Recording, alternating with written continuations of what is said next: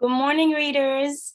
So today we will be reading the book Sweet Clara and the Freedom Quilt, which, to give you a little bit of background on the century the book was made on, it's based on the mid-19th century during the Underground Railroad era, which was a network of safe houses and secret pathways that was used mostly by enslaved African Americans traveling to go to a free states or Canada.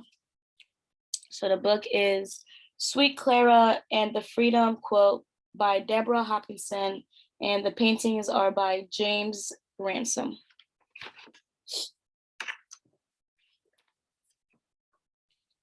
Picture of the quilt, and we'll find out during the book what each of the colors mean.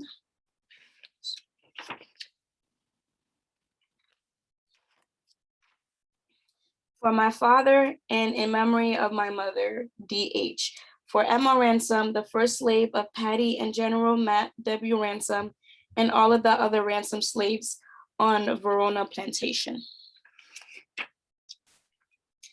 Before I was even 12 years old, I got sent from North Farm to Home Plantation because they needed another field hand. When I got there, I cried so much they thought that I was never going to eat or drink again. I didn't want to leave my mama.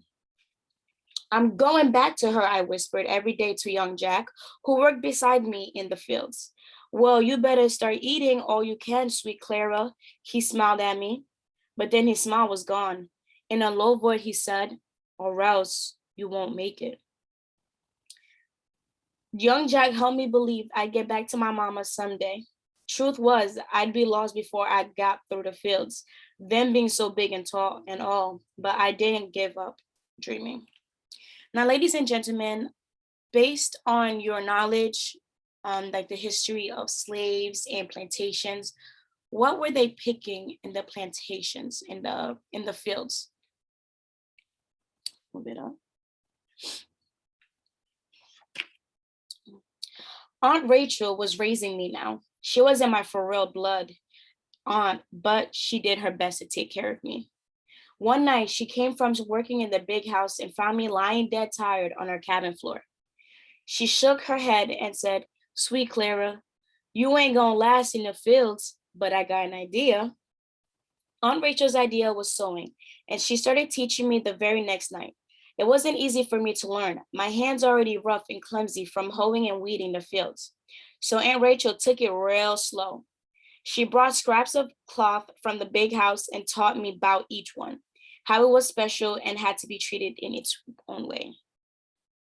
I liked to piece the scraps together to make pretty patterns of color, but Aunt Rachel didn't care much for pretty colors. Now you rip out that whole row and do it again, Clara, she said. Why I gotta make the stitches so tiny? I complained. You gonna be a real seamstress, that's why. Tomorrow you're coming with me to the big house. I got it all worked out, Aunt Rachel said one day. I was frightened. You ready to sew with me? She went on. Mrs. daughter Ella be getting married come spring. I told Mrs. I'd be needing help. She looked at your work with sharp eyes, Clara, so do it quick and neat like I taught you. Next morning, I tried to eat some cornbread, but my insides was all knotted up. I'd never been inside the big house before or seen white people that close, except the overseer.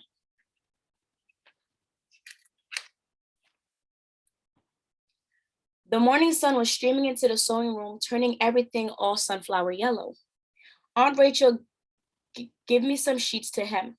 Instead of being contrary, that needle did all I wanted, just like it was already part of my hand. At the end of the day, Mrs. come in. Let me see your work, Clara, she said. I gave her the sheet and she ran it through her hand real slow. I held my breath watching.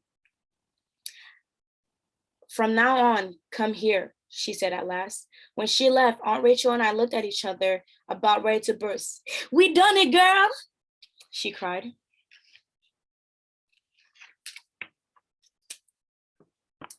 So I changed from a field hand to a seamstress.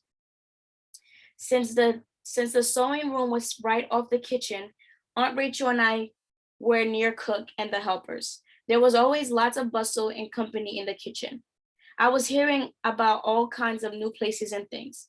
I listened so hard it felt like my ears must be growing out of my head and growing with all its listening. One day, two white men come to see the master. The drivers went into the kitchen to talk to cook. There have been too many runaways last summer, one of the drivers said. They go around asking all the masters in the county to join the paroles. Crazy running away, muttered Cook as she beat up some batter. Where you gonna get to, Seb lost in the swamp? Don't know, said the other, but I hear we ain't that far from the railroad. We ain't that far from the Ohio River. Once you get that far, the Underground Railroad will carry you across. That's right, agreed the first. The railroad will get you all the way to Canada. Then you'll be free forever. Cook snorted. If it be as easy as you two let on, more would have gone. One of the men replied in a quiet voice, it would be easy if you could get a map. Now, readers, I know you can't see the book or the words, but in this page, there were a lot of AAVE, which stands for African American Vernacular English, which in short terms is how African Americans communicate with each other, like Black slang. So back in the days, they used to talk a lot using AAVE. So some of the words are spelled how we usually, not how we, how African Americans would spell it.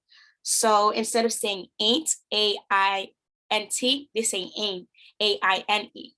Would have is woulda, W-O-L-W-O-U-L-D-A. Instead of putting going, G-O-I-N-G, they put going, G-O-I-N, an apostrophe. Instead of saying except, they put the sep, the apostrophe in the beginning, and C-E-P. So it's just like Black slang, basically, but that's how African Americans interpret each other. So back in the days, that's how a lot of African American slaves used to talk, communicate with each other. Walking back from the big house that evening, I asked Aunt Rachel about what I heard. Where's Canada and what's the Underground Railroad? See there? Aunt Rachel pointed, that's the North Star. Under that star far up north is Canada. The Underground Railroad is people who have been helping folks get there secret like. She looked at me hard, but don't you start thinking about it. You run away and get caught, you be beaten. Still, I couldn't stop thinking about it. Next day, I asked Cook, those two men that was here yesterday, they was talking about a map. What's a map? Just a picture of the land, that's all. Whatever's on the ground, a map can have it. You can't see it, but the North Star is over here. And this is what the enslaved African Americans used to follow to guide them to the north, the free states or Canada. Question. When you guys hear the word Underground Railroad, who do you think of? Who led thousands of slaves to freedom? That's a question to think about. Sunday, I went to my favorite place on the little hill and looked out at the people's cabins and the fields. I took a stick and started making a picture in the ground, in the dirt of all I could see. But how could I make a picture of things far away that I couldn't see? And how could I make a map that wouldn't be washed away by the rain? A map that would show the way to freedom. Then one day I was sewing a patch in a pretty blue blanket. The patch looked just the same shape as the cow pond near the cabins. The little stitches looked like a patch going all around it. Here it was, a picture that wouldn't wash away, a map.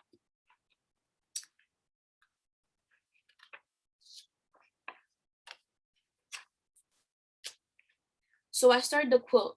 When you're sewing, no matter how careful you be, little scraps of cloth always be left after you cut out a dress or a pillowcase. So while my ears kept listening and my hands kept sewing, I began to squirrel away those bits of cloth. When we was off work, I went to visit people in the quarters. I started asking what fields was where. Then I started piercing the scraps of cloth with the scraps of things I was learning. Aunt Rachel said, "Sweet Clara, what kind of pattern are you making in that quilt?" Ain't no pattern I ain't never seen before. I don't know, Aunt Rachel. I'm just patching it together as I go. She looked at me long, but she just nodded.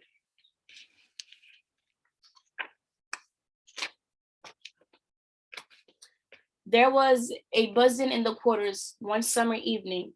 I saw the paddle rollers and I knew someone had run away. It was young Jack. But 5 days later, they caught him. That next Sunday, I went to see him and we walked to the top of the little hill. He didn't smile the way he used to. I took a stick and began to draw in the dirt. I drew a little square for Big House, a line of boxes for the cabins of the quarters, and some bigger squares for the fields east of the big house. I drew as much as I pieced together. Jack sat beside me, not saying anything, not even looking at first. Then he started seeing what I was doing. I handed the stick to him. I hear him catch his breath up quick. Then he began to draw. Now, if you guys can't recall, young Jack is the other enslaved African American boy that worked besides her in the home plantation. But she don't work in a plantation no more because she is now a seamstress. She sewed clothes. I worked on the quilt for a long time. Sometimes months would go by and I wouldn't get any pieces sewn in. Sometimes I had to wait to get the right kind of cloth. I had blue calico and flower blue silk for the creeks and river, and green and blue greens for the fields, and white sheeting for the roads. Mrs. liked to wear pink a lot, so big house, the quarters, and finally the big house at North Farm, there was all pink. The quilt got bigger and bigger, and if folks knew what I was doing, no one said. But they came by the sewing room to pass the time a day whenever they could. By the way, Clara, a driver might tell me, I heard the master saying yesterday he didn't want to travel to Mr. Morse's place because it's over 20 miles north of here. Or someone would sit eating the cook's food and say, so as I could hear, word is they go and get plant corn in the 3 West fields on the Verona plantation this year. When the master went on hunting, Cook's husband was the guide. He come back and say, that swamp next to the home plantation is a nasty place. But listen up, Clara, and I'll tell you how I thread my way in and out of there as smooth as your needle in that cloth.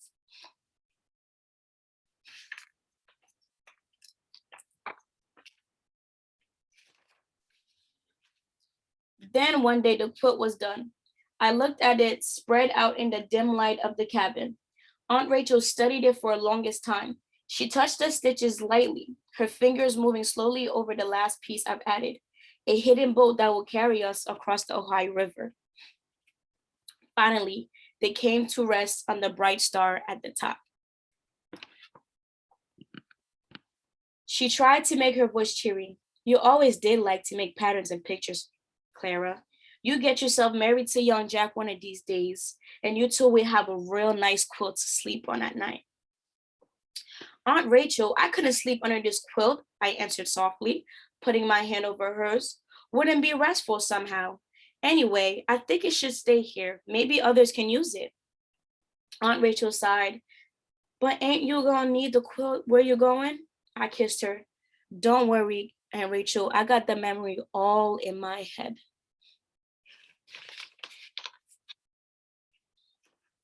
It rained for 3 days the next week. Me and Jack left home plantation in a dark thunderstorm. The day after, it was too stormy to work in the fields, so Jack wasn't missed, and Aunt Rachel told him I was sick. We went north following the trail of the Freedom Quilt, all the things people told me about, all the tiny stitches I took. Now I could see real things. There was the old tree struck down by lightning, the winding road near the creek, the hunting path through the swamp. It was like being a dream you already dreamed of. This is her and young Jack.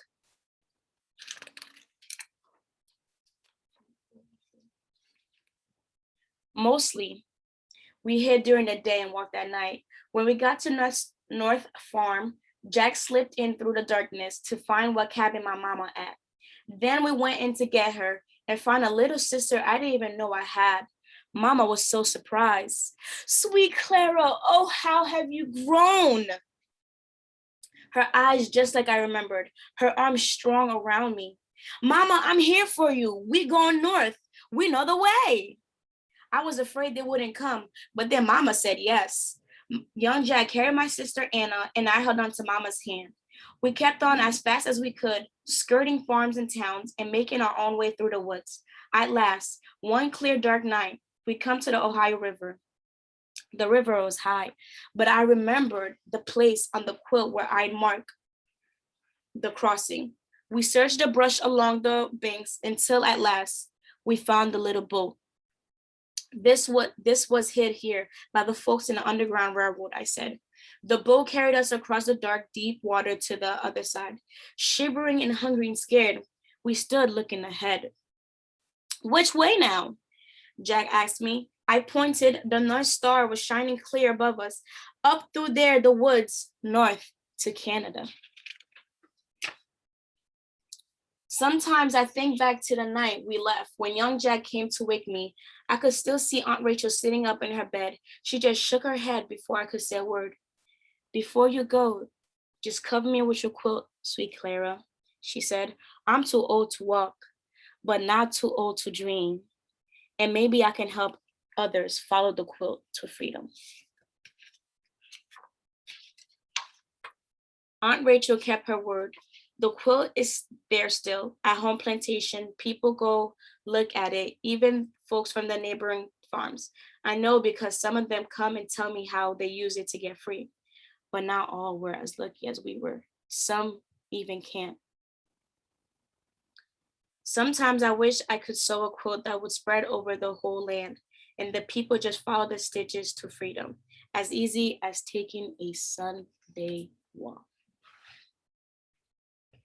And here are all the enslaved African Americans coming to the quilt to search. Now, as we recall, this was the quilt we saw in the beginning. Now, the pink, as she said, was for the big house and the quarters. The white were for the roads. The green and bluish were for the fields. And as you recall, the blue silk for creeks and rivers, and green and blue-green for the field, and white is for the roads. The end. So, ladies and gentlemen, well, readers, because we are all readers today, what did we think of the stories? Did we learn anything different today?